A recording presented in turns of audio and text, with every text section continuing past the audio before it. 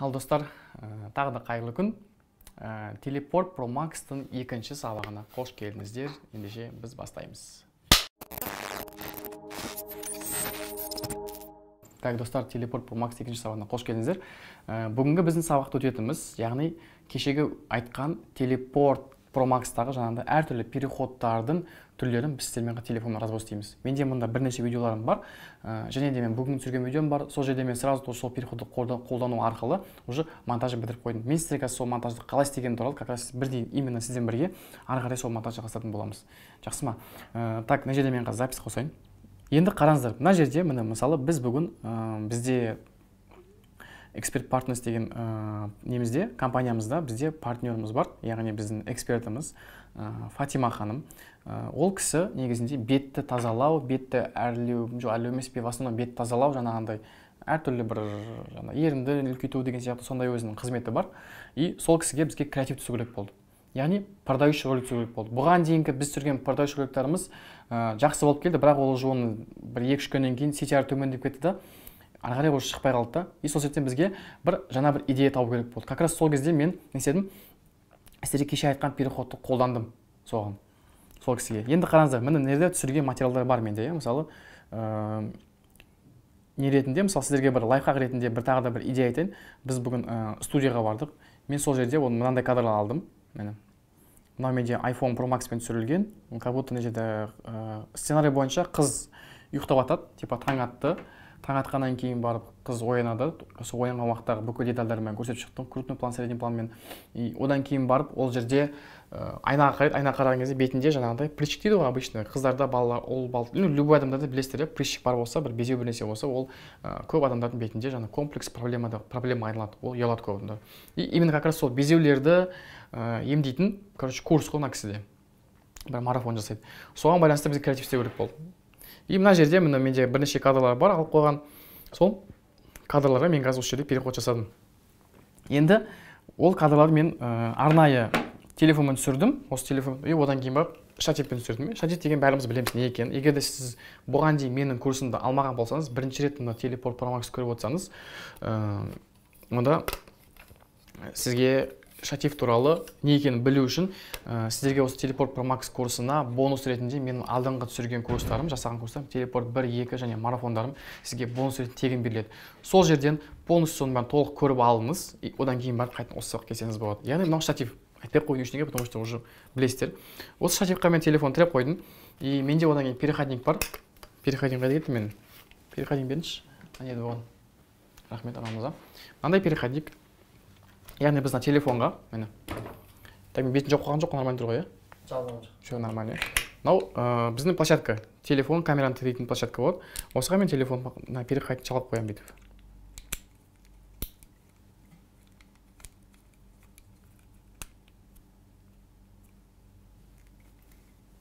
Так, все.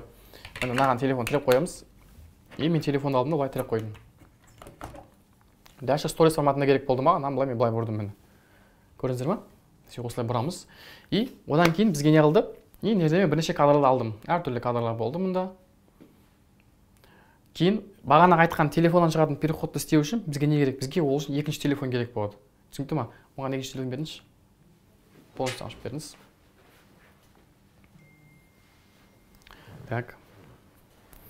Мен полностью екінші телефон керек болады. Любой телефон болады өрде. Ол там немес значение iPhone бола ма, Samsung бола ма, без разницы. Бір телефон болса болды, потому что біз қазір мына істеген материалымызды мына жаққа жібереміз. Енді мен уже мына кадрларды бәрін түсіріп алдым, міне, бәрін түсіріп алдым. Дальше менде видеолип программасын ашамын. Так.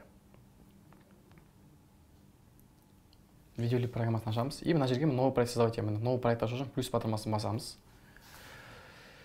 Так, бағанағы кадрларымыздың бәрін жинаймыз.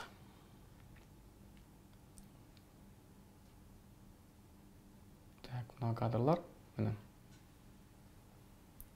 Осы кадрларды жинап аламыз. Мен қазір пока бүйтіп істейін. И осыны мен сіздерге как раз именно сізден бірге отырып монтажын істейтін боламын. Мына жерде менде міне бірнеше кадрлар бар осылай алынған. Крупный план, общий план, средний план сияқты. Осының бәрін біз сіздерге монтажын істейтін боламыз қазір. Так, міне міне. Қиып кесуді білет деп ойлаймын. Тағы да бір көрсете салайын. Мысалы, маған мына кадрдың мына жерінде міне бас жағымда күлмейді өйтемін, мына кісі күліп жіберіпті кішкене. Мен осы момент керек болады маған. Ол үшін не істейміз? Мынау тұрған стрелканың мына жерде. Мына басатымызда былай ұстасақ, былай қиюға болады мұны. Немесе тағы да бір рет қию үшін мына ортаға жылжытамыз да, мына жер төмен жағында разделить деген кнопка бар, ортаға қойдым. Осын бассақ, бізден бірден уже кадрымыз кесіп тастауға болады. Дальше мынаны басамызды жоқ қылып жібереміз, удалитеміз төмен қарай ұстап. И өзімізге керек кадрды аламыз. Керек кадрымызды аламыз. Так, все. Дальше. Нерде мына кадр мен онша болмай қалды, мен бұны аламын, удалып тастаймын. Бұл ошибочный кадр. Одан кейін мына кадрды қоямыз мына жерде. Осы тұрып жатқан моменттер болады. Мына жерден былай алып келеміз да, и бері қарағанға дейінгі момент алып келеміз. Қияттан қиямыз, мынаны үлкейтеміз қолымызбен. Достар, тағы айтып қойайын, мен жерде сразу қиып кесіп жатырмын, потому что сіздер бұған дейін менің телепорт 2 курстарымды уже оқып қойдыңыздар. Және де тағы да айтылайын, телепорт Pro Max алған кісілерге телепорт 1-2 курстары мен бонус ретінде берілді. Сол себептен егер де сіздер обычный монтажда қиып кесуді білмейтін болсаңыздар, мен сол курсымды көрген абзал болады. Потому что мен қазір қайтадан қалай кесеміз, қайтадан музыканы қалай қоямыз деп айтатын болсам, мен алдыңғы телепортта болған курстардың қайталаған сияқты болып қалады. Сол себептен егер де сіздер мен бір жерден тезірек істеп жатқан болатын болсам, кішкене түсінбей жатсаңыздар, онда мен сіздерге телепорт 1 мен телепорт 2-ні оқуға кеңес беремін. Жақсы ма? Потому что сізге тағы айтамын, бұл сабақтар сізге тегін берілді. Жаңа бонус ретінде алдыңғы курстарым. Сол үшін қиып кесуді, музыканы қою тек шалсы жоқ деп болсаңыздар болады. Ал бұл жерде мен сіздерге уже қиып кесуді емес, именно соларды қалай креативті алып келу керек, соны айтатын боламын.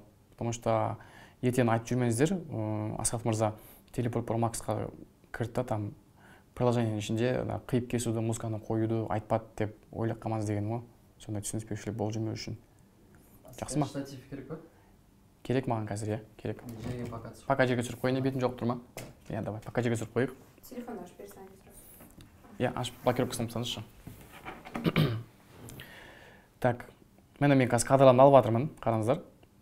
Бүгін біз сіздерге сабақты енді бұған дейінгі мен сабақтарын білсеңіздер, көрген адам бар болатын болса, анандай бір неде түсіретінбіз, артта бір фон тұратын, неде флипчарт тұратын, столдың үстіне былай отыратынбыз. Енді бүгін бұл телепорт Pro Max сабағы мен сіздерге бір свободный, бір еркін форматта бергім келгендіктен мен осындай бір обстановкасына алдым өзіме еркін болу үшін, свобода болу үшін. Ертең сіздер де егер де өздеріңіздің курстарыңызды түсіретін болсаңыздар, попозже мен сіздерге осы бөлмеге бір обзор істеп беремін, қалай жасағанымызды. Күшті лайфқа қалсаңыздар болады. Так, кеттік мына кадрды ашқайық. Мына жерден былай келеді. И бері қараған моментті сөйімдерін кесіп тастаймыз. Дальше мына жерде былай келеді. Міне осы моментте міне қимылдаған уақыт бар ғой бағанағы, соны қайтадан аламыз. Все, осы жерде мына кісі бүйтіп тұрып жатқан момент бар. Енді тұрып жатқан моменттен кесіп тастаймын. Сол кезде бізден қайтадан аяқ келеді, міне көрдіңіз бе? То есть мынаның барлығы менде уже заранее сценариймен жазылған видеолар. Осылай келді. Все, мына жерден қиып тастаймыз. Дальше мына жерде былай келеді. Мынаны былай қиямыз. И одан кейін мына жерде міне келді да бетіндегі бесеуді көреді и таңғалып қалды мысалы. Все, осы жерден бітіреміз. Сонда біздің видеомыз міне 20 секундық бізде видео пайда болды. Енді біз бұған музыка аламыз. Мен музыканы уже бағана заранее көшіріп қойғам. Мына жерде менде Boom деген ВКонтактенің приложениесі бар. Сіздер может телеграммен аласыздар, әртүрлі алсаңыздар болады. Рахмет. Мен мысалы ол жерде бағана алған музыкам, мен загруженный ішінде мына Брит деген Томми Профиттің айтатын музыкасы.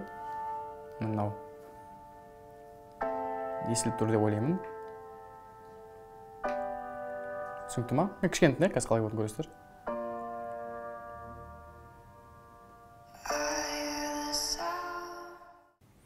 Так, достар, бағана музыканы қалай аламыз, е? Мен музыканы көбінесе өзімде мындай Boom деген приложение бар, App Store'да бар, немесе Play Store-да де бар. Бұл приложение мен подписымын, айына примерно мен 1000 теңге төлеп отырам, 999 теңге төлеймін. Бұл жерде бүкіл телефон музыканың барлығы мен телефон көшіре аламын. Түсінікті ма? И өзіме, бұл жерде кез келген музыкаларды табуға болады, тематика бойынша табуға болады, әдемі музыкалар качественный және оригинал болады барлығы. Енді сіздерге бір қазір лайфқа қайтайын. Мысалы, Томми Профит деген композитор бар. Бұнда біреулеріңіз білесіздер, біреулеріңіз білмейсіздер. Мына кісі. Бұл кісіде, мысалы, мына музыканы білесіздер ғой, қараңыздар. Кәліңіз жүрейін қазір. In the End деген музыка.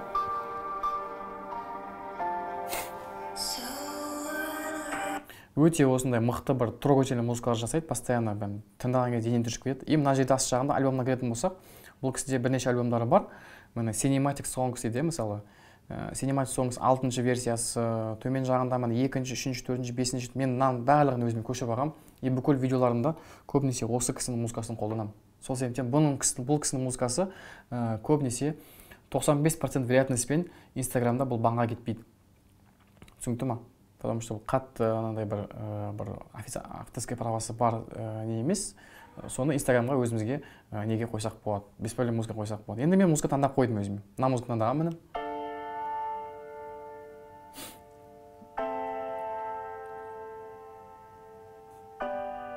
Осы музыка қазір монтаж кезінде тыңдаймыз. Мен бұны бағана сіздердің сабаққа дейін записьтеген жазып дайындап қойғам. Ол менде мына музыка міне.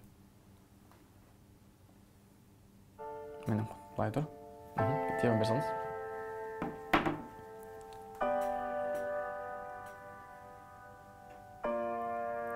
Түсінікті ма? Все, кеттік. Музыка дайын ғой. Енді бағанаға қайтадан монтажымызға кіреміз. Мұнда алып келем. Бағанаға запись екенін қайтадан мұнда алып келеміз. И мына ішіне музыканы аламыз. Музыканы алу үшін керек музыканы үстіне басамыз кадрға. Мына жерде аудио деген кнопка бар, соны басамыз. И отделить дегенге басқан кезде біздің музыкамыз картинкадан, яғни видеодан бөлек шығады да, тек қана бізде звук қалады. Ана видеомызды удалить саламыз. Мына бас жағын тыңдап көрейік мына жерін. Там керек емес мына жер. Мына осы жерден басылады екен, яғни мына жерден басыламыз, кесеміз. Сөйтіп мына музыкамызды мен мынаға ең басына апарамын видеоға. Все. Енді біздің кадрларымызды мен всегда айтамын, біздің каждый кадрымыз под музыку қиылу керек, потому что егер де под музыку қиылмаса, біздің картинкамыз онша болмай қалады. Енді қараңыздар, давайте кеттік, басайық. Енді кадрымыз ете қиылып кетті. Енді қараңыздар, мына жерде бір тағы да бір лайфхак немесе бір нұсқалық деп айтуға болады. Мынау тұрған кадрларыңыздың әрқайсының барлықтарына звуктан өшіру керек, потому что бұл жерде біз алып түсірген уақытта сөйлейміз десеміз, қате сөйлеуі мүмкін. Сол себептен біздің музыкамыз, видеомыз таза шығу үшін, качественно шығу үшін біз бұның дауысын тастаймыз. Дауысын тастау үшін аудио қосамыз да, без звука қоямыз. Мынаны қайтадан без звука қоямыз. Міне мен бәрін без звука қойып шығамын. Каждый кадрды бұл бізге кедергі береді. Все. Дальше кеттік. Енді музыканы қайтадан басам, мына жерде мына валдан көрдіңіздер ме? Осыған келген кезде біздің кадрымыз ауысу керек. Енді мына кадрға былай басам да, мына мен кішкене осы жерге дейін міне созам кадрымды. Қайда кетті? Мына жағын кішкене созамыз. Оп, создық, все. Так, мына қайтадан кішкене кетіп қалды. Тағы созамыз. Мынаған келеміз да, мына қиып тастаймын кереміз кадрды. Все, бізде бірінші кадр бар, қараңыздар, көрейік. Түсінікті ма? Қалай осыған? Яғни осындай кішкентай мелочь тонкостар біздің видеомызды өте сапалы жоғары деңгейде көрсететін болады. Мына екінші кадрымыз уже тура сәйкес келіп тұр екен. Қайтадан көрейік. Кеттік. Осылай келді, тұрып жатыр. Мына моментке қайтадан мына кадрын былай қиямын. И мына жерде көрсеңіздер, осының тура мына жерде музыканың төмендеген жерім бар. Мен осы жерде мынаны қиып тастаймын. 1 секунд кадр болады менде бұл. Міне былай тұрғанын көрсетеді. Енді аяқ қойған моментте мына екі аяқ келеді. Мына жерде уже басқа кадр болу керек. Яғни мен музыкамды істеймін, екеден қиямын кадрды. Енді мына жерден басқа бір көріп шығайық.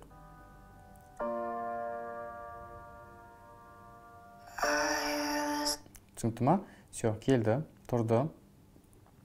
Бетін көріп жатыр. Мына жерде кадр ауысады. Осы жерге мен әкеп қоямын.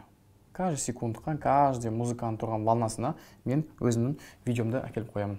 Сол кезде біздің видеомыз сапалы шығатын болады. Міне, көрдіңіздер ме? Болды, осы жерде бізге енді переход істеуге болады. Яғни бұл жерде, бұл қандай ролик менде, бұл менде продающий ролик болады. Енді осы продающий роликке біз креативпен алып келу үшін мен басын осындай бір сценарий құрдым. Енді бізге ары қарай любой видеомызда, любой жерде продающий часть болады, яғни сататын бөлік болады. Яғни сататын бөлікті мен отдельно түсіріп алғам. Ол мына жерде менде бар. Ол міне қайда кетті бұл кадрым. Міне отдельно түсіріп алғам осы кадрды. Енді бұны ары қарай біз қалай түсіреміз? Соны сіздерге түсіндіріп айтайын. Міне мына жерде мысалы мен бүйтем. Мына сөйлеп келді, көріп жатыр. Енді паника болды, міне все. Осы жерде мен қиямын. Тұр, осы жерін қатырып қойық мені. Енді қиып, мен аны навес экран қоямын мені. Сөйтем да, не істеймін? Скрин істеймін. Міне, все. Скрин істеп алдым. Енді осы скринді мен басқа телефонға жіберемін. Мынаның қазір мен AirDrop қосып қойайық.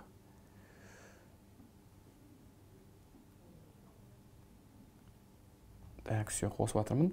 Жаңағы тұрған скринді мен любой телефонға жіберемін. Любой ол басқа телефонда. Так, келді. Принять. Все. Міне, жаңағы мен скрин істеген кадр мына екінші телефонға келді. Байқадыңыздар ма? Енді мен істеймін. Мынау тұрған телефонды бағанағы айтқан штативке қоямыз. Мына столға кішкене ары қарай жасайын чуть-чуть. Штативке тіреміз. Мына мен ашып қояйын. Ыңғайлы болу үшін. Штатив болуы мүмкін немесе қолдарыңыз ұстасаңыздар болады, бірақ штативке тіреп қойсаңыздар, ол более такой практичный болады да. Егер сіз бір өзіңіз түсіретін болсаңыздар, сол кезде бізге штатив керек болады. Міне, тіреп қойдық. Все, тұр. Мен өзім телефон қойып қоям. Так, мына жерде не істеймін? Мен камера қосам қазір. Міне, камера қосам. И мен мынаны камераны өзіме қарай қаратам қазір. Міне, мен көріп тұрсыздар, міне, барлығы сразу параллельно шығып тұр. Енді мына тұрған кадрды біз не істейміз? Турнағымды жақындатамыз камерасына қарай, былайынан. Байқадыңыздар ма? И осыны ұстап тұрамыз да, мында запись жазамыз қазір. Ұстап тұрамыз да, и былай алып кетеміз мұны. Достар, мынау, сату осындай бетті тазалау бойынша. Тұдым-сұдым мынау. Түсінікті ма? Все, ағары запись өшіреміз. Мен де тура осылай түсірдім бағана. Енді қайттан бағанаға неге кіреміз? Монтажымызға кіреміз. Монтажда. Так, мен монтажым қайда кетті? Міне. Осы жерге бағана соңғы түсірген кадрымызға кіреміз. Міне, мына соңғы түсірген кадрымыз. Міне. Міне, мына жерде мен прямо бағана қойып қойған жерімді қиямын. Қиылды. Енді мына тұрған кадрда біз осы жерден именно мына тұрған бас жақтың бәрін пока алмаймыз. Примерно мен телефон алып, енді қол без қылған жері бар. Сол жерді алып тастаймыз міне. Сол жерге қоямыз кадрымызды. Сонда бізде мынандай кадр шығады. Сонда бізде бір переход шығады. Кеттік. Көрдіңіздер ма? Все. Енді осы кезде мен уже сөйлеймін мына жерде. Яғни жаңағы Фатима ханым сөйлейді ғой. Сол уақытта мен істеймін, музыканың дауысын бірден төмен қою керек. Ал бізде қалай болады, көбімізде музыкамызды аламыз да, там кесеміз да, музыкасын жоққа жібереді. Ондай болмайды. Бізде музыкамыз плавный болу керек. Мына жерден бастап, мына неде ключ бар. Ключ деген бар. Осыған басамыз. Мына жерге алып келемін да, тағы да бір ключ қоямын да, и мен дауысын істеймін. Дауысын төмендетіп жіберемін былайынан. Примерно 20 қойып, жақсы естіледі деп ойлаймын, 20 қойсам. Все. Қайтадан тыңдаймыз.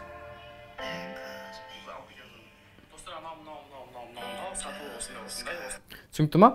Енді осы жерде тағы да переход істеп жүруге болады. Енді под музыкаға байланысты болады. Мысалы мен мына жерде бүйтіп сөйлеп отқан жерім болсын, екі қолым бетіп отқан жерім болсын. Осы жерге тағы переход істейміз. Оны істеймін. Мынаны тағы да скрин істеп аламын. Міне кетті, скрин кетті. Енді мен мына скринді не істеймін? Мына жерге тағы да жіберемін. Так. Жаңағы соңғы істеген скринді жіберемін. Мында келді. Келді, міне, жаңағы скрин мында келді. Көрдіңіздер ма? Енді мен істеймін, жаңағы видеоға тағы видео түсіремін. Сонда бізде мынандай видео болады. Қараңыздар, қазір мен телефон шығатынға эффект жасайын деп жатырмын да. Все. Мына былай алып келеміз. Қайтадан осы экранын үлкен жақындатамын. Қарап тұрамыз өзіміз кәдімгі экранға. Сөйтіп тұрамыз да. Фук, бүйтіп алып келеміз мұны. Все, осы жерде мен қатырып қоямын. Болды, бір записіміз дайын. Қайттан телефонды қолымызға аламыз. Мен сіздерге қазір ең самый қарапайым уже лайфхак көрсетіп отырмын да, потому что бұған дейін мен өзім ұзақ істедім, бірақ кейін уже кішкене опыт жинақ келе тест ететін болдым. Міне, мына жерден қайттан мен кадрымды қиямын. Міне, көріп тұрсыздар, қиып жатырмыз. Мұнда қайттан кіреміз де, бағана кадрын аламын.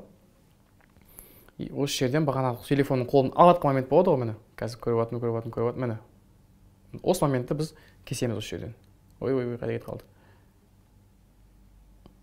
Міне, осы жерден қалдырамыз да, міне кесеміз. Все. Онда бізде бір переходта екінші переходқа ауысып кете береді да енді. Бірінші переход сөйлеп жатыр. Екінші переход, міне осы жерде тағы да істеуге болады. Под музыку тағы да қиюға болады міне. Давайте мына жерін тағы да қиайық. И осылай достар, білесіздер ме, бесконечно қиюға болады ғой, міне. Тағы да скрин істеп алдым. Бұған дейін көп адамдар бұны қалай істеп жатыр? Адамдар оны неға телефонға, экранға желең қойып қояды да, оның ішінен артынан задний фонға хромакей арқылы видеоны қойып, короче, каша қылып тастаған ғой. И бәрі сұрайды, Асқат мырза, оның фишкасы қалай дейді да. Мен айтамын, кішкене күледі, сабақта айтамын деймін ғой, короче. Бір-екі адамдар айтып жүрген моменттер болды, бірақ сабақта толық қандай айтамын деп өзім айтқаным. Тағы да сол картинкамды жіберіп аламыз.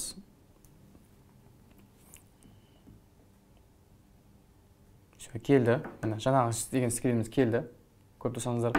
Енді қайтадан мен тағы да қайтадан камераға кіремін, телефон қайтадан тіреп қоямын. Қазір менде бір 3 түрлі переход түсірейік, то есть 3 уровень болсын да. Мынаны тағы да қайтадан сөйтіп қоямыз. Запись кетті, и тағы да ұрамын да, міне қараңыз баян. Жоқ, запись басамыз. Қайттан алып келем. И прикинь, осындайдың бір бағанағы Falco Punch бар ғой, көрдіңіз ғой, телефонда бір тік телефон шығып атты ғой. Сол моментте осындай кадрын бір 100 істеген шығар, осындай ерінбей, мәссаған, енді еңбек жатқан ше.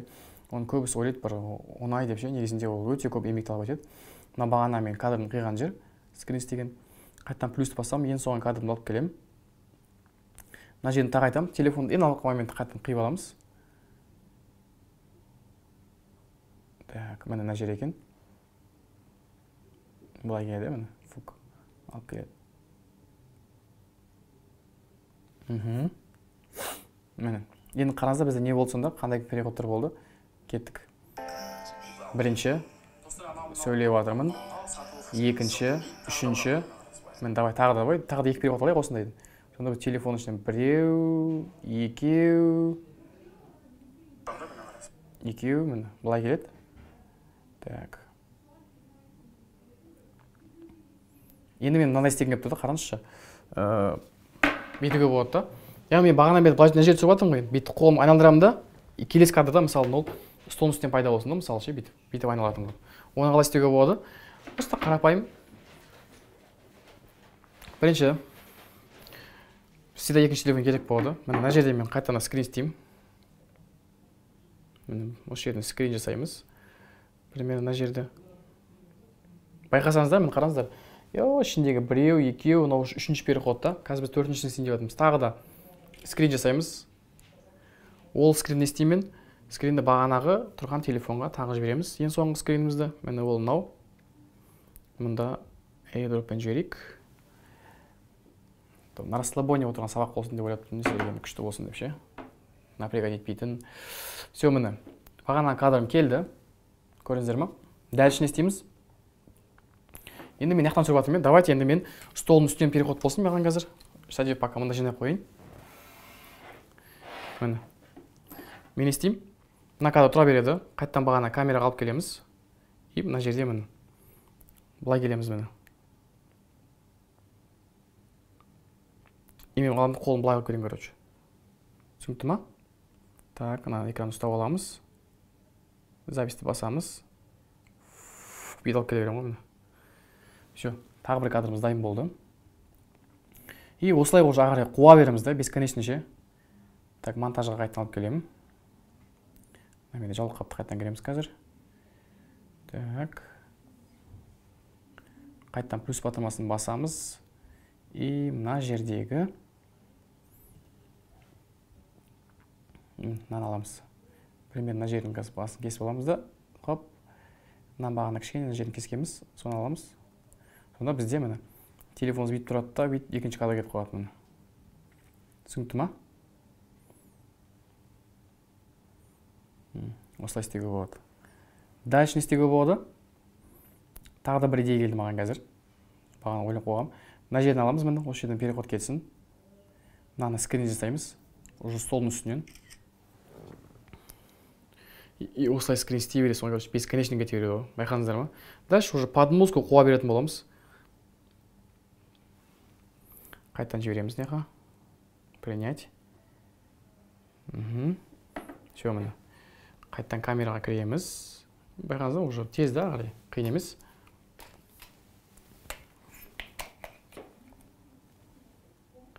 Так.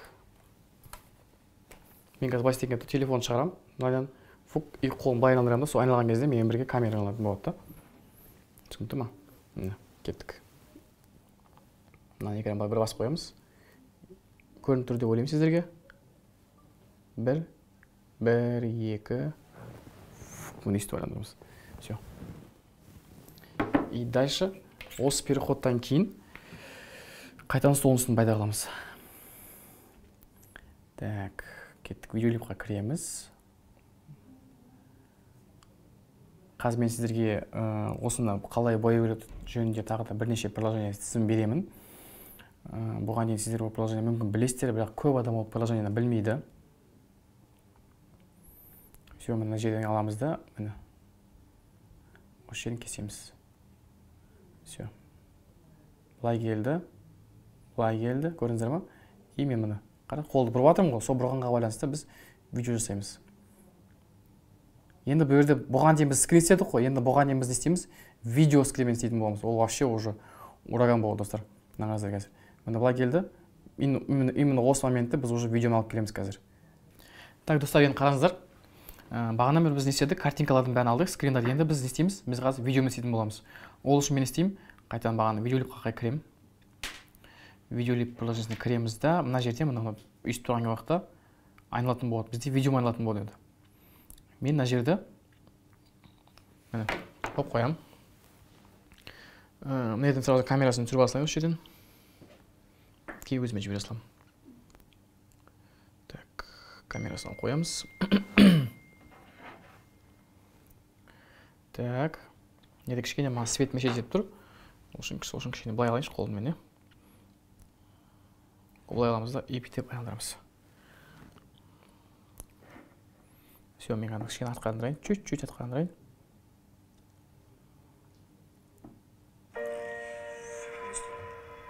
Ой, үлгірмей қалдым ба даже. Үлгірмей қалдым, мына жерде бір секунд екен.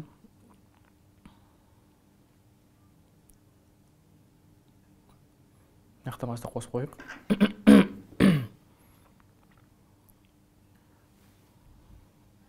Бірінші записьтің ақтан қосып аламын. Қосып алдым. Так, енді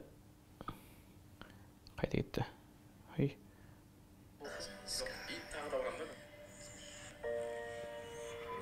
Міне, түсінікті ма?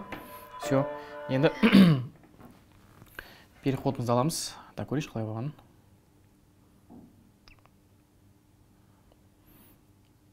Өйстіп тұрды, біткен кезінде.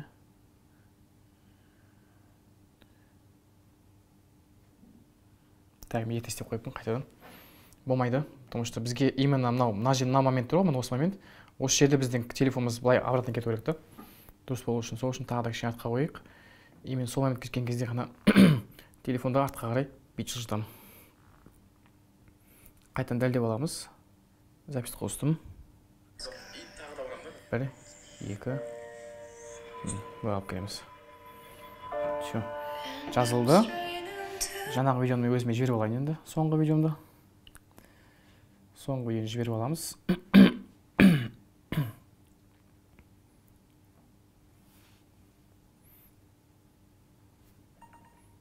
Келді. Так, міне келді. Енді не істейміз? Жаңағы қайтадан видеолипқа кіреміз. Видеомызды аламыз. И мына жерде міне. Мына болып жатқан кадрды примерно осы жерден кесеміз да. И мына жерде қазір айтамын. Міне осы жерден кесеміз, міне көрдіңіз ба? Сонда бізде бұған дейінгі бағанағы сіздерге ойлағандай скрин болатын болса, енді бұл жерде бізде уже переходымыз видео арқылы өтеді. Түсінікті ма? Мысалы, мына жерде міне скрин да. Міне, мынау тұрған скрин, фото. Мынау тұрған тоже скрин. Мынау тұрған уже видео міне. То есть мынау тұрған видеода міне ішінде қарай уже қимылдай береді да міне. Түсінікті ма? И дальше өтіп кете береді. И бұдан кейін енді бұл видеоны аяқтау керек қой бізге дұрыс па? Под музыку аяқтау үшін мен не істеймін? Примерно осы жерден скрин қыламын тағы да. Скрин қыламыз.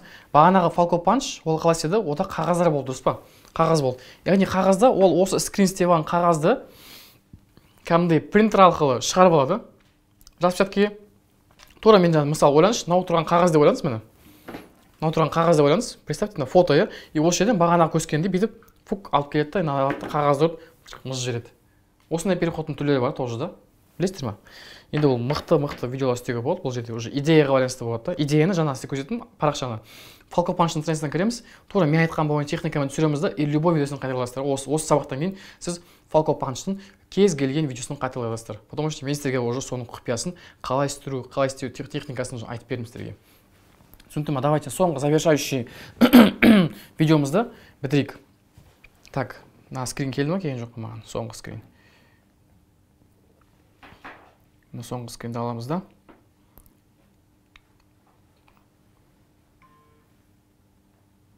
Так, мына қосылып тұр ма? Еді өшіп қойыпты. Все, қазір беріп аласыз. Принять. Все, міне. Скринім келді. Мен істеймін. Қайтадан бағанағындай. Телефон айқайлып қоямын. Мына жақта камера ашам. Мені көріп тұрсыздар қазір экраным дұрыс па? Так, запись экран қосылып тұр ғой. Енді мынау тұрған экранды мен ұстаймын да, бүйтіп тұрып, қайта фук бітемін да, и қолмен басып қаламын болды. Қап-қараңғы болады сонымен. Түсінікті ма? Давай кеттік. Дәлдеп аламыз бірінші бүйтіп. Көрініп тұр сіздерге неде экран? Алам да. Мынау сөйлейсіздер да. Пақ-паш жібересіздер болды. Все. Сосын видеомызды бүйтіп бітіреміз. То есть айтқаны сол ғой, егер сіздің қасыңызда сурет болмайтын болса, мынандай штатив алып алсаңыздар болады. Ол бізге, егер сіз бір өзіңіз суретін болсаңыз, мықты көмектеседі, бір көмекші болады. Енді видеомызға қайтадан кіреміз. Мына тұрған ең соңғы 9 секунд видеоны аламын да. Мен мына жерде міне бағана кадр түсіреміз. Былай келді. Так. Бірмен осы жерде мен қиямын мына жерден. И мынау кадрымды түсіремін. Көрдіңіз ба? Мына жерін қиямыз. Все. Бізде сонда мынандай переход пайда болады. Мына жерін қиясын, қазір подожди, не істеп алайыншы. Мына кофем қайда? Бар ма ішіне берші? Оя байланыс.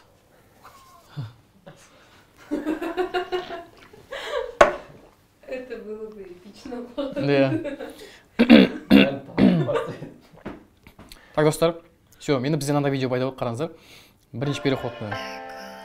1, 2, 3, 4, 5, 6. Осыны бітіреміз. Түсінікті ма? Мынау не? Бұлай беріп өтеді өзі.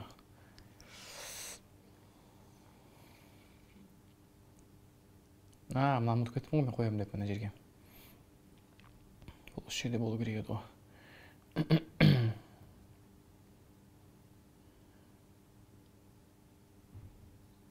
Міне келді. Примерно. Осы жерін қиямыз. Мынаны алып келеміз мені. Түсінікті ма?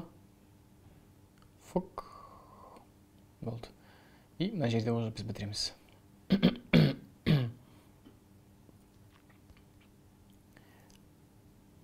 Пақ деп жерді қап-қарақ жүруге болады уже. Осы жерді қап-қарақ жүруге болады. Оны ала істейміз. Неде ключ деген бар. Ключке басамыз. Неде ключ бар. Мынаны аламыз да. Не продолжительности төмен қарай басып жібереміз болды. Все, сонда біздің видеомыз ең соңында болды. Бітеді осымен. Все, музыкамызды қайтадан қиямыз. Уже біз керек жерімізді. Сонда бізде бір видеодан екінші видео переход кетеді. Алдында байқасаңыздар, мен реклама болды. Арман Мырзаның продажшы ролигін түсірдім. Полностью Арман Мырза кәдімгі өзінің продажшы ролигін түсіріп келеді. Мен оны полностью телефонмен түсірдім. Тамам, тұр қалған шымдайын. Қиптесің ғой. Арман Мырзаның полностью продажшы ролигін түсірдім. И сол жерде байқасаңыздар, бас жағында Арман Мырза өзінің продажшы ролигінде мен оны телефонмен түсірдім. Бас жағында өзінің күшті монтажден марафон жасады. Ол күшті монтаж марафоны полный компьютермен және камерамен істелінетін заттар. Сол марафонды видео түсіріп бердім да, и сол жерде ең соңында Арман сөйлеп болған кезінде мен ағар өзімнің видеомды переход қосып жібердім. Сонда менде бір роликте екі продающий часть бар да. То есть бірінші Арман мырзаның күшті монтаж марафоны сатылу болды. Екіншісі менің өзімнің телепорт промакс курсына продажа болды. Ол рекламаны көрген шығарсыздар, менің постта да бар. Мынау дәл сол сияқты болады. Мысалы мен айтам, мынау тұрған телефонмен түсірген видео, бас жағында кадрлардың барлығы. Енді неде келеді да, тік переход келеді да, уже мен сатып жібердім, қарай түсіндіңіз ба? То есть неде Фатима ханым былай кетеді да, қарай уже менің видеом кетіп қалады да. Түсінбей қаласың, не болғанын, қарашы. Сен көріп отырсың, спокойно. Міне все.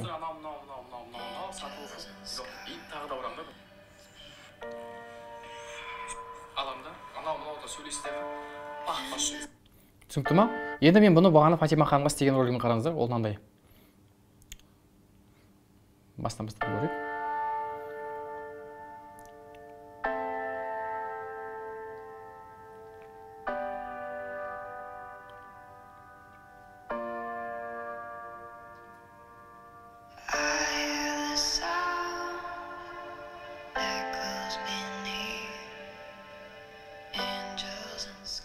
Таңертең ұйқыдан оянғанда сенде де осылай бетің майланып безуге толып жатады ма? Уайымдама. Все, ағарай уже сату басталады. То есть байқаңыз, мынау видео арқылы сіздер не істейсіздер? Бірінші адамды қызықтырып аласыздар. Потому что адам ойлайды, бір реально бір клип көріп өтінде ойлап қалуы мүмкін да. И еще мына жерде ол биткен кезінде, былай істеген кезінде переход болады. Ол не істейді сторисіңізді, мынау қалай жатады дейді, қайттан кіреді. И сіздің сторисіңіз қайта-қайта бетіп прокрутка істеген сайын сізде не болады? Охват көбейеді. Ал охват көбейген кезде сіздің сторисіңіз немесе лентаңыз бірден интересныйға трендқа шығатын болады. И сол арқылы сізде уже көп адам танитын болады. Мысалы, менің видеоларым ең басында осындай переход істеген кезде охватқа солай шықты. Мысалы, вот реально кеше ғана салған постым бар менің. Вот қазір ашайын сізге. Білесіздер ме постты? Мен кеше ғана салдым. Мынау тұрған пост. Флешн эффектімен істеймін. Бұл флешн эффектісін біз сіздерге мен үйретемін, 5-ші сабақта үйретемін. Қалай істеп үйреттім. Мына жерде қараңыз, кеше ғана салдым, ровно бір күн бұрын просмотр 6309 просмотр болды. Статистикасына келетін болсақ, мына 294 адам сақтаған. Почти 300 адам сақтаған бұл. 69 адам өзіне репост деген, 58 комментарий бар. 713 лайк бар. 9000 адам охват болған. Бұның алдындағы видеоны көретін болсақ, бұл видеода тоже примерно бір күннің ішінде міне 436 адам бұны сохранить істеген. Егер де ближайший бір сағаттың ішінде, пост салғаннан кейін бір сағаттың ішінде сіздің сохранение 100 болатын болса, сіздің видеоңыз уже интересно шығатын болады. Түсінікті ма? Мені қараңыз, мына жерде ең астына қарасаңыздар, из интересного деп тұрды, астына 1278 адам көрген менің жаңағы ролигімді. Главный страницадан 7 адам көрген, профильдан 1600 көрген. И из другого деген походу хэштег деп ойлаймын, одан 100 адам көрген. Мынаны көрейік, из интересного қанша адам көрген екен статистикасына кіріп. Төмен жағында мені из интересного 1635 адам көрген. Ойлаңызшы, сіздердің видеоларыңыз осылай көретін болса, уже дополнительно там охват болады, трафик болады, клиенттер келуі мүмкін, интересныйға, үйсіз келе беретін болады. Яғни сіздер осы жаңа мен үйреткен техниканы жақсылап меңгеріп алсаңыздар, все, ары қарай сіздерде уже видеоларыңыз, креативтеріңіз мықты шығатын болады. Түсінікті ма? Енді мен сіздерге қандай приложениемен мен монтаждаймын, соны айтайын. Бірінші, мен қазір рабочий ашып беремін сіздерге. Менде 9 приложение бар. Осы 9 приложение арқылы мен бүкіл видеоны істейтін боламын. Жақсы ма? Бүкіл видеолар бар. Біріншісі мен тұрған видеолип, одан кейін Cut Story. Запись жатыр ма? Жақындатайын, да? Иә, кішкене жақындаңыз, маған зум істеңіз қазір. Неде еще тағы да мынанан экран шығып тұратын болады. Өзім монтаж ететін приложениемен бір разбор жасап жіберейін. Видеолипті білесіздер. Cut Story деген приложение, бұл өте керемет приложение. Яғни, мысалы ойлаңыз, сіз таргетке видео жібересіз, и сіздің видеоңыз 25 секунд болып қалады. Сіз не істейсіз? Таргет толыққа беріп жіберген кезде, ол таргет толық көп десе оны кесе алмайды видеоны. Мысалы, біздің таргет сондай да. Кесе алмайды. И айтады маған, Асқат мырза, маған видеоны кесіп беріңізші дейді. Сөйтіп мен не істеймін? Кескенде ол таргетке сторисқа салатын кезінде ол Facebook'та там 16 секунд болса қабылдамайды. Именно өзінің сторисдің форматына кесуге 15 секунд бөлу керек. Мысалы, менің видеом 25 секунд болып қалатын болса, неде мысалы менде сондай видео бар болатын болса, міне, қазір кірейік. Так, предположим, мынау 23 секундтық видео. Міне кірдік. Мына жерде сразу мынаған басамыз. Все, осы жерде таңдаймыз, варианттар бар уже міне. Stories, IGTV, 1 минуттық, Facebook'қа, WhatsApp'қа арналған, TikTok'қа арналған бүкіл өзінің бөлетін категориялары бар. Маған керегі міне Instagram. мен сіздерге лайфхак ретінде бөлісіп жатырмын қазір мына. Мына Инстаграм. Неде 2 галочка шығады. Мынандай айналып тұрған уақытында мынадан мен шығып кетуге болмайды. Түсінікті ма? Міне қазір галочка шыққан кезінде біздің видеомыз уже кесіліп дайын болады. Қазір загрузка отыр. Все, міне кетті. Бір галочка шығады қазір. Готово дейді. Екіншісі де готово болу керек. Все, міне 2 галочка шықты. Все, мынау тұрған галочкаға басамыз. Болды. Біздің видеомыз, жаңағы істеген видеомыз бізге біреуі 15 секундтан, екіншісі 11 секундтан бөлінеді. Міне 15 секунд және екіншісі 8 секунд. Міне 23 секунд видео болған. Мен 12-ге бөлдім. Тура осы 2 файлды біз ары қарай уже Telegram арқылы өзіміздің таргетолог мырзаға жібере береміз. Түсінікті ма? Бұл осындай приложение, Cut Story деген. Дальше. Үшіншісі Prequel деген приложение. Мен соңғы уақытта бүкіл видеоларымда осы көбінесе осы Prequel приложениесін бояймын. Бұл жерде фильтрлар бар, эффектлер бар, неше түрлі. Мысалы, мынаған басамызда, маған мысалы қандай видео керек? Например, мына видеоны бояйық мен тұрған. Айжылыс хан видеосын біз бүгін түсіргенбіз. Мына видеоны бояймыз. Аға дауысын басып қойсылайын. Міне мысалы мына жерде біріншісін басатын болсақ эффектіға береміз. Бұл жерде әртүрлі эффект таңдауға болады. VHS эффект таңдауға болады. Кого-то баяғы кассетаның заманы сияқты болып тұрады. Black Friday болады. Мысалы Story деген формат бар неде, міне. Уже бірден біздің бояуымыз өзгертеді. Эффекті деген бар мынандай. Cinema деген бар, киношный картинка береді. Мынау екінші түрі бар. Көп не таңдай берсеңіздер, өзіңізге қандай керемет ұнайды, соны таңдай бересіздер, без проблем. Екіншісі астында фильтр деген бар. Астында фильтр деген бар. Фильтрға уже бұл фильтр кәдімгі бояулар міне. Әртүрлі бояулар бар. Черно-белый, разноцветный. Мынамен өзгертсек болады, без проблем. То есть осыған кіру арқылы біз көптеген әрдеме уже профессионально бояуларды үйренеміз. Мысалы, қарашы қандай күшті бояу. Мынау да күшті бояу міне. Прям яркий зеленый қылып береді, міне. Дальше кете береді. Все, осыны бастаймыз, ағарай мына жерде сохранить деген тұрады. Енді мына жерде эксперт болады. Эксперт болған уақытта уже шығуға болмайды. Экспорт деп тұрады. И осыны біз уже до конца 100 болған кезде ғана шығамыз. До конца 100 болсын. Все. Бұл сақталды. Сақталғаннан кейін шықпаймыз, не істейміз? Мынау галочка басамыз. Бұны баспасақ, біздің видеомыз фотоға сақталмайды. Все, басып қоямыз. Все, сақталды. Енді қайтадан фотомызға кіреміз. Видеомыз не болды? Бізде видеомыз бағанағы тұрған міне. Мынау после видео, мынау до. Мынау до, мынау после. Байқадыңыздар ма? То есть осындай әдемі краскамен бояуға болады да. Дальше. Келесі VS Code деген приложение бар. Бұл да бояу. Бұмен де бояуға болады. Бұл жерде фотоны да бояуға болады, және видеоны да бояуға болады. Бесплатный версиясында мына приложениеде тек қана фото бояласыз. Ал сатып алатын болсаңыз, бұл жерде фотоны да и видеоны да қосуға болады. Плюс батырмасын басамыз. Например, мына жерде міне изображение немесе видеомен видеоға басам. И мен видео бояй аламын да, например. Мынаған басайық. Импортты басамыз. Мынаған тағы да басамыз да үстіне. И астында міне неде редактировать деген кнопка бар. Осыған бассақ, бізде бірден астында әртүрлі фильтрлер шығады міне бояулар. Таңдаймыз, өзімізге керекті видео дайындасақ болады. Егер де профессионально бояймын десеңіздер, осыны VS Code алсаңыздар болады. Бірақ тағы айтамын, тегін версиясында тек қана фото бояй аласыз, ал платный версиясында уже видеоны да бояуға болады. Түсінікті ма достар? Сабақ түсінікті болады ма? Мен сіздерге максимально мықты көп өзім осы күнге дейін қолданған инсайттарды бергім келіп отыр да. Жақсы ма? Все, кеттік. Келесі приложение Storyboard деп аталады. Storyboard деген приложение бұл профессионалды түрде раскадровка істейтін приложение. Яғни раскадровка деген кез келген видеоның алдында сценарий құратын кезде бізге сол сценарийдің қандай бір формада керек, мысалы қандай ұрама, соғама, немесе камераның қайда көзін алу керек, сол жөнінде толыққанды мен осы приложение арқылы өзіме раскадровка істеймін. Мысалы, былай. Мынандай аппақ картинка шығады, тақта шығады. Плюске басамын, маған андай кішкентай қағаз береді. И осы қағазға мен істеймін, уже сыза беремін. Әртүрлі бір нәрселер там камера, адам бүйтіп тұрады, мысалы ше. Мынау екінші адам болады деген сияқты өйстіп. Камера жақтан қарайды деп өйстіп істей беремін да.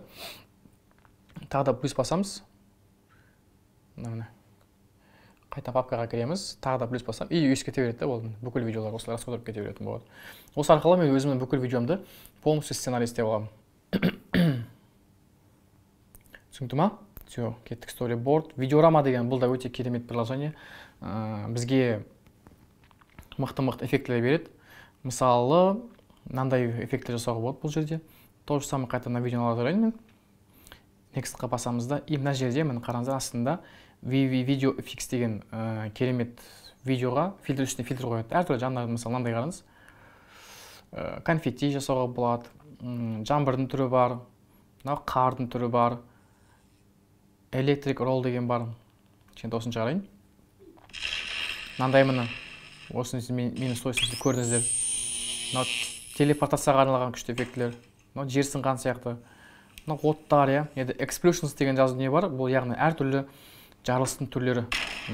Қараңызшы, өте качественный береді фильтрді. Так, все, достар, жалғастырайық. Келесі приложение менде видеорама деп аталады. Видеорамада әртүрлі эффекттер қоюға болады. Жаңа кішкене басын көрсеттім. И Magic Spells деген жерде, мысалы, әртүрлі міне флештің молниясын қоюға болады. Мынандай оттар қоюға болады. Мынандай от міне. Тема приложение өте маған қатты ұнайды. Осы приложение мен қолданамын өзіме. Дальше одан кейін барып Сухов деген бар. Сухов немесе Суксов деп аталады. Бұнымен мен фотоларды бояймын. Мысалы, давайте бір фото алайық. Например, мына фотоны алайық міне. Оны алу үшін үстіне басамыз, редактировать дегенге басамыз. Дальше мына жерде міне қараңыздар, 4 түрлі фильтр бар бізде міне. 1, 2, 3, 4. Мысалы, мына біріншісіне бассам, уже өзгереді да. Мына үстіне бассақ, қайтадан цветі өзі болады. Жібереміз, қайтадан сол цветінің өзі болады. Яғни бұл бізге уже профессиональный фоторедакторда, былай қарасақ, біздің фотомызға бір колористика береді. Одан кейін бұған кішкене помеха беру үшін, мына жерде тұрған кнопка бар. Мынаған басамыз да, осы жерде біз фотомыз бетіне бай тұрғанда бір бликтер қоя аламыз. Мына бликтер қоя аламыз. Мысалы, маған ұнайтын 4-ші блик ұнайды. Все, сақтау үшін қайтадан басамыз. Все, готово. Өйстіп әртүрлі біз фотомызды уже креативті түрде бояуға болады. Потом Moment деген приложениеде Magic деген бар, оны мен келесі сабақта айтып беретін бол. Пока осыны мен скрин істеп алыңыздар. Осы 9 приложение арқылы мен бүкіл видеолардың барлығын, фотолардың барлығын осы 9 приложениемен мен монтаж істеймін, жаңағы бояймын, қиямын, кесемін, музыка қоямын. Жаттап алыңыздар ма? Скрин істеп алсаңыздар болады. Бұған дейін мен бұл 9 приложение ешқайсысын көрсеткен емеспін, мына 1-2 ғана көрсеткем. Енді сіздерге осы Teleport Pro Max сабағында толыққанды уже профессионал түрде және сіздің видеоларыңыз басқа видеолардың ерекшеленуі үшін мен сіздерге осы приложение списогін көрсетіп жатырмын. Түсінікті ма? Енді әр сабақтың соңында мен сіздерге бір мотивация бергім келеді. Бүгінгі күн менің инсайдым. Қараңыздар, мен мысалы мектепте оқыған кезімде старался бәріне 5 алуға, мен қазір көп айтқым, школьниктерде болуы мүмкін, 5 алуға, отличник болуға, сабағын жақсы оқы дейді да. Ол бізде енді бұрынғы постсоветский уақыттың, кеңес одағының несі ғой, идеологиясы да. Егер сен сабағын жақсы оқысаң, жақсы жұмысқа тұрасың деген идеология болғанда біздің мен кішкене кезімде. Бірақ менде бір мен ауылда бітірдім өзім, Шымкентте осы ауылда бітірдім.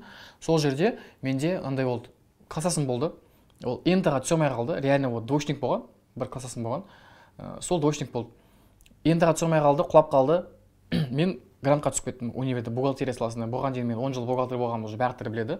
И сол жерде примерно мен уже универдің бірінші курсын оқып бітіріп жатырмын. Ана кісі, двоечник болған кісі не істеді? Ол барды да бизнес ашып кетті, прикинь. Таң қалдым сол кезде. Мен уже универді бітіріп жатырмын 4-ші курс, а оның айлық табысы уже 1 миллион теңге ғой. Сол кезде маған идея болғанда бір түсінік келді да, блин, реально бір мықты бір кәсіппен айналысу үшін прям отличник болу міндетті емес. Енді сабақты жақсы оқы, базар жоқ, бірақ баға үшін оқымау керек та. А мен кішкене кезімде баға үшін оқығанмын, 5 алуым керекпін, анау-мынау. Онда, оказывается, синдром отличника деген бізде сондай понятие бар екен да уже, қалыптасқанша қазіргі уақытта. И мен түсіндім сол кезде, достар, баға үшін немесе какой-то бір балл үшін оқымай қойыңыздар. Тек қана нәтиже үшін, сапа үшін оқыған дұрыс та. Өздеріңізге ертең какой-то білім аламын, бір мықты табыс аламын. Қазіргі уақытта именно осы мобилография саласы именно осы бір айдың ішінде мықты қылып оқып алып, ары қарай уже сол трендті, сол саланы мықты меңгеріп болады да. Түсінікті ма? Потому что мен осы күнге дейін 10 жыл бухгалтерияда оқыдым. Мен максимально тапқан табысым 5-10 жыл бойы тапқан максимально тапқан табысым, айлық табысым да 500 мың теңге болды да. Мен ары кетсе главный бухгалтер болдым. Соңғы 3 жылда главный бухгалтер болдым да, айлық табысы 500 мың теңге болды. Бірақ енді семья болғаннан кейін, не болғаннан кейін, бала шаға бар, оны асырау керек. Ойлаңызшы, 500 мың теңге маған жетпей кетті уже.